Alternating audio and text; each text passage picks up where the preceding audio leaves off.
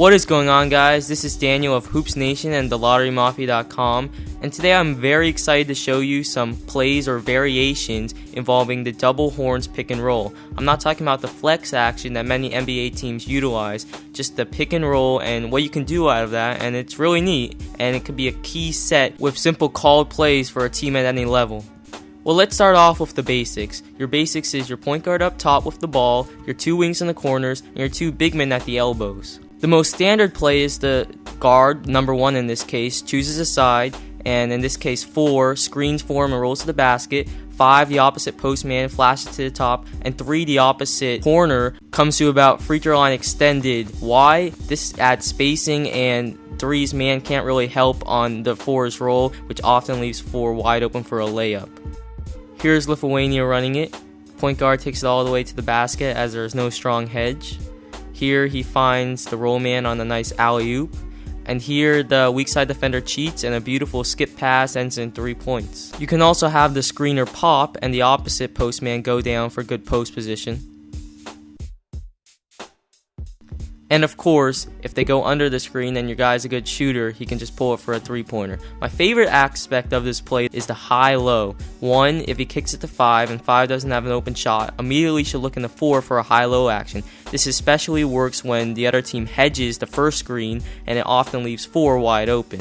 I personally love teams who hedge as it opens up this high-low action, and you just hit the opposite post man, hit the roller, and it's a layup every time. Here's a very simple variation as 5, who's the opposite post man on this play, simply screens away to the opposite wing, and they look for a shot for 3. Here's the women's Australian national team run it. They don't get anything off the first screen and get a pretty good look and a second chance put back. Here the guard penetrates middle and she draws a fender 1 pass away and kicks out for an open 3-pointer. And what this screen also does is the person who sets the off-ball screen can easily get good post position. You can just see how many options there are on every single set. This play is the opposite post receives a down screen from the near side wing looking for a layup. This is a good play to catch defense off guard and get a few layups. Here the Serbian team runs it at the beginning of their game. They run it 2 plays in a row and get 2 good looks at it.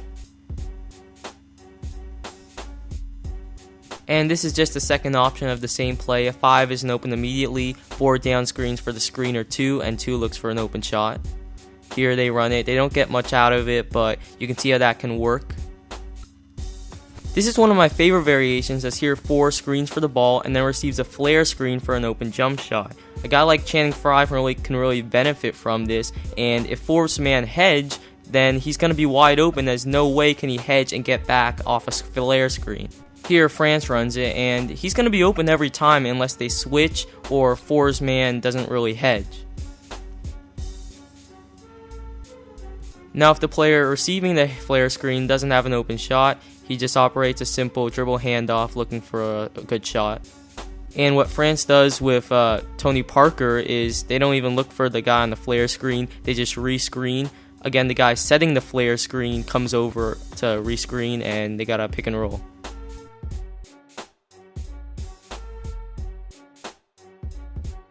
I like all of these plays, but this is my favorite. First, 1 comes off 4's screen and then executes a dribble handoff with 2, 4 rolls and goes to the opposite block. Then 5 sets a ball screen for 2, and look what 2 has. Coming off, he can take a jump shot, drive to the rim, hit 5 who's rolling to the basket, hit 4 on the opposite block who, when he catches it, can operate a post move or hit a diving 5. So many options, and it works.